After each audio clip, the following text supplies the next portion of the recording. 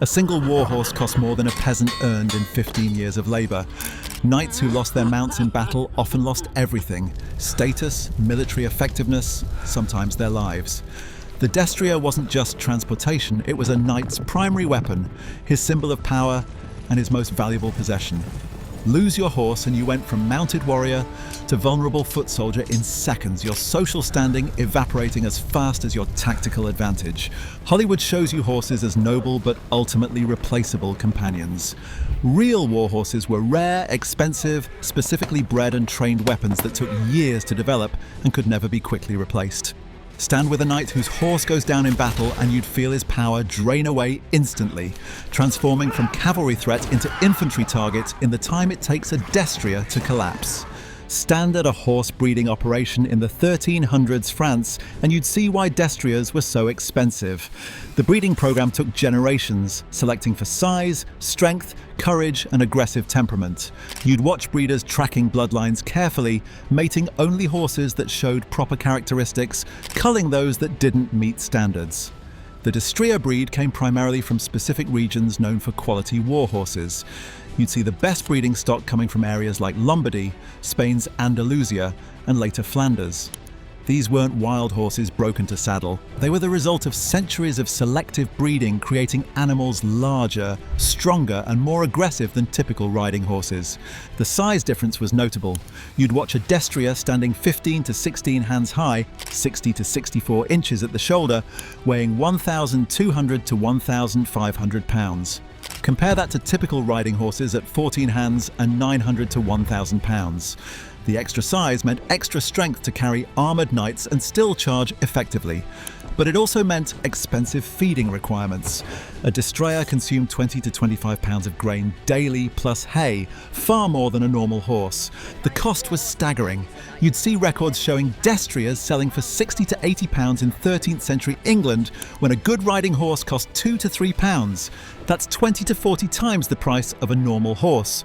Put in peasant labour terms, a destrier cost what an agricultural labourer earned in 10 to 15 years. Only wealthy knights could afford them, and even they often went into debt to purchase quality war horses. The investment risk was enormous. You'd watch knights buying young horses and spending years training them, knowing that any of dozens of things could kill or cripple the animal before it reached battlefield effectiveness. Disease, training accidents, simple lameness, all could destroy an investment worth years of income. Some knights spent entire careers paying debts from horses that died before earning their cost back through military service. The breeding process wasn't just about size, you'd see temperament selection that was critical. Destriers had to be aggressive toward other horses and humans when commanded, but controllable by their riders. A single warhorse represented more wealth than most people saw in lifetimes, making them as much financial investment as military equipment. Stand in a training yard and watch a young destrier being taught to kill. You'd see training that took 4 to 6 years minimum, often longer. This wasn't breaking a wild horse to saddle. It was creating controlled weapons that would charge into terrifying combat situations and actively attack enemies. The basic training started young but gently. You'd watch trainers working with 2 to 3-year-old horses, teaching basic commands, building trust and obedience. The horses learned to respond to leg pressure, weight shifts, voice commands. This foundation was critical. A warhorse that didn't respond instantly to its rider's commands was useless or dangerous in combat. The desensitization training was extensive. You'd see horses gradually exposed to loud noises, waving banners, crowds, and other horses in proximity. Battle environments were sensory chaos. Horns, drums, screaming, clashing weapons. Destriers had to function in that chaos without panicking. Trainers used progressive exposure, slowly increasing intensity over months and years. The aggressive training was what separated warhorses from riding horses. You'd watch trainers teaching destriers to strike with front hooves, bite at command, charge directly at people without shying away. Horses naturally avoid running into humans. War horses were trained to overcome that instinct. The training used specific techniques, targets to strike, rewards for aggressive behavior, repeated practice until attacking became an automatic response. The mounted combat training required skilled riders. You'd see trainers teaching horses to respond to commands while the rider was swinging weapons, shouting, focused on combat rather than horsemanship. The horse had to maintain position, adjust speed, and turn responsively while its rider fought. This coordination took years to develop reliably. The specialized movements were taught for specific tactical purposes. You'd watch destriers learning to rear on command, useful for intimidation and allowing riders to strike downward at infantry. They learned to shoulder charge other horses, using their weight as weapons. They learned to bite enemy horses during cavalry melees, turning themselves into additional combatants. The bonding between knight and horse was a tactical necessity. You'd see knights spending years with their destriers, creating a partnership where the horse anticipated the rider's intentions. In battle, when verbal commands were impossible over the noise, horses responded to subtle weight shifts and leg pressure. That level of communication came only from years of working together. Training a warhorse took longer than training a knight, creating a living weapon that would charge into death on command. Stand in cavalry formation moments before charge and feel the destrier beneath you. You'd sense its muscles tensing, ears flattening, the aggressive energy barely controlled. These weren't gentle companions, they were predators trained to kill, waiting for the command to attack. The charge physics were devastating. You'd feel 1,400 pounds of horse accelerating to 20 to 25 miles per hour with 400 pounds of armored knight on top. The total kinetic energy exceeded being hit by a car. When that mass struck infantry formations, the impact alone killed or crippled. Men didn't just get knocked down, they got trampled, crushed, bones shattered by the force. The destrier's active combat role was critical. You'd watch the horse striking with front hooves, blows that could crush skulls or cave in chests. See it biting enemy soldiers, those powerful jaws capable of tearing off fingers or ripping flesh. Watch it shouldering other horses violently, using its weight and training to dominate the cavalry melee. The psychological impact on infantry was massive. You'd see foot soldiers fear when heavy cavalry charged. The ground shaking, the thunder of hooves, the sight of massive horses bearing down with obvious intent to crush anyone in their path. Well-trained infantry could stand against cavalry, but it required iron discipline. Most infantry broke and ran before contact. The vulnerability of the horse created tactical calculations. You'd watch infantry specifically targeting horses rather than riders, easier targets that were less armored. Pikes, spears and arrows aimed low could kill or cripple destriers, instantly transforming mounted knights into dismounted ones. Smart infantry knew that destroying horses neutralized cavalry more effectively than trying to kill armored riders. The horse armor developed in response to this vulnerability. You'd see destriers in the 14th to 15th centuries wearing plate barding, metal armor protecting head, neck, chest and flanks. The armor added 60 to 70 pounds but dramatically improved survival. However, only wealthy knights could afford horse armor on top of the already expensive destrier. Most warhorses went into battle with only cloth caparisons for identification and minimal protection. Destriers were active weapons that killed independently while carrying their knights, making cavalry charges coordinated attacks by both horse and rider. Stand in battle and watch your destrier take a pike through the chest. You'd feel the animal stagger, hear it scream, a sound no one who hears it ever forgets. Then you're falling as 1,400 pounds of dying horse collapses beneath you, potentially crushing you in the fall, definitely leaving you vulnerable on the ground in the middle of combat. The tactical transformation was instant. You'd go from cavalry advantage, height, mobility, the horse's weapon, to infantry disadvantage. Surrounded by enemies on foot or horseback, while you're prone in mud or blood-wearing armor that makes standing difficult. Enemy soldiers would swarm you, seeing an opportunity to capture or kill a valuable knight now deprived of his primary advantage. The psychological impact was profound. You'd feel your power evaporate. Cavalry knights were battlefield elite specifically because of their horses. On foot, you're just another armored man, slower and more exhausted than dedicated infantry. The confidence and aggression that came from mounted superiority disappeared with the horse. The social status implications were immediate. You'd watch other knights still mounted, still powerful, while you struggled on foot among common soldiers. The visual demonstration of reduced status was humiliating.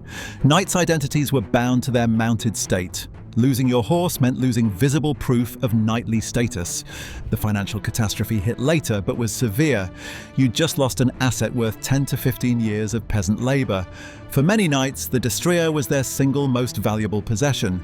The capture risk multiplied dramatically. You'd see knights whose horses were killed becoming prisoners far more often than mounted knights. On foot, surrounded, encumbered by armour, you couldn't fight effectively, couldn't run. The choice became surrender for ransom or likely death, fighting overwhelming odds.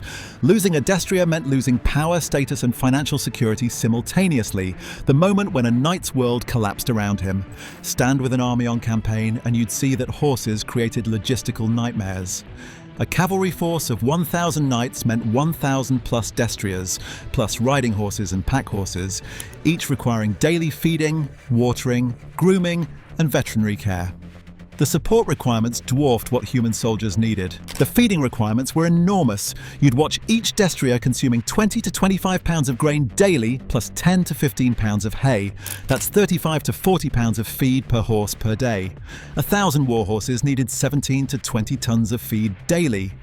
Campaigns required either carrying massive quantities of feed or finding areas with sufficient fodder, which limited strategic options and made cavalry forces predictable.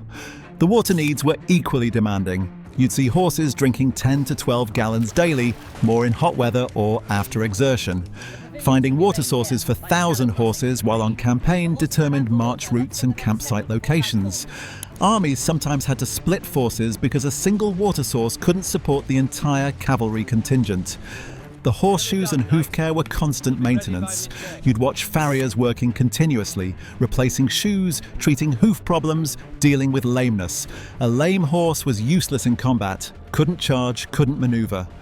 The rate of horses going lame during campaigns was high enough that bringing replacement horses was necessary for any extended operation. The veterinary care was primitive but essential. You'd see horse doctors treating injuries, illnesses, exhaustion. Many treatments were useless or harmful, but some worked, controlling parasites, treating wounds, recognizing and responding to colic or other digestive issues. Horses dying from disease during campaigns was common enough that it affected strategic planning. The grooming and equipment maintenance took hours daily. You'd watch grooms cleaning horses, checking for injuries, treating minor problems before they became major. The tack, saddles, bridles, bits required constant maintenance and repair. Broken equipment during charge could mean death, so everything was checked obsessively. The logistical burden of warhorses shaped medieval military strategy as much as tactics. Cavalry forces were powerful but maintenance-intensive assets that limited operational flexibility. Stand at Agincourt in 1415 and watch French cavalry charges fail catastrophically. You'd see destriers bogging down in mud, unable to charge effectively. The horses that were supposed to be weapons became liabilities. Expensive investments rendered useless by terrain. The English longbowmen specifically targeted horses, knowing that destroying the mounts neutralized the knights. The records mention specific famous destriers by name. You'd read about Bayard, the legendary warhorse that supposedly served multiple Charlemagne knights in medieval romance. In reality, naming individual horses was common among wealthy knights who'd invested fortunes in their mounts and spent years training them. The horses were personalities, partners, and status symbols worthy of individual recognition. Richard III's horse at Bosworth Field, 1485, became legendary through Shakespeare's A Horse. A horse. My kingdom for a horse. You'd see the historical reality. Richard's horse was killed during battle, leaving him vulnerable. He was killed shortly after, possibly while trying to fight on foot or reach another mount. The desperation Shakespeare captured was real. Without a horse, a king became just another man who could be killed. The Mongol horses demonstrated a different approach to cavalry warfare. You'd watch Mongol warriors using multiple smaller, hardier horses per rider, switching mounts to keep them fresh, relying on endurance over size. The European focus on individual expensive destriers created powerful but logistics-heavy cavalry. The Mongol system created more flexible, sustainable cavalry forces that conquered most of Eurasia.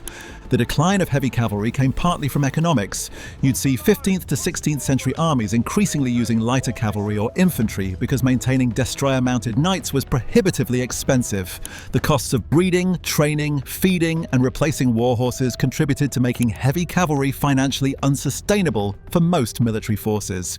Individual horses shaped specific battles and campaigns, and the economics of warhorse maintenance eventually contributed to heavy cavalry's decline as a dominant military force. Movies show horses as brave companions who charge fearlessly. Real destriers were specifically trained weapons that would attack humans and other horses on command, controlled aggression that took years to develop reliably. Hollywood treats horses as replaceable transportation. Real knights' entire military effectiveness and social status depended on their destriers. Losing a warhorse meant losing power, wealth, and identity simultaneously. The devastation was immediate and profound. Films never show the logistical nightmare of maintaining cavalry forces. Real medieval armies' strategic options were constrained by horses' feeding, water, and care requirements. The animals that provided tactical advantage created operational limitations. Movies make horses seem affordable. Real destriers cost more than most people earned in a decade, limiting heavy cavalry to wealthy elite and creating financial pressures that shaped knights' entire lives. Hollywood ignores that horses were as much weapons as the lances knights carried. Real destriers killed independently through trained aggressive behaviors. The cavalry charge was coordinated by both rider and mount. Medieval warhorses weren't noble companions. They were expensive, specialized weapons whose cost and capabilities shaped warfare, social structures, and individual knights' fates.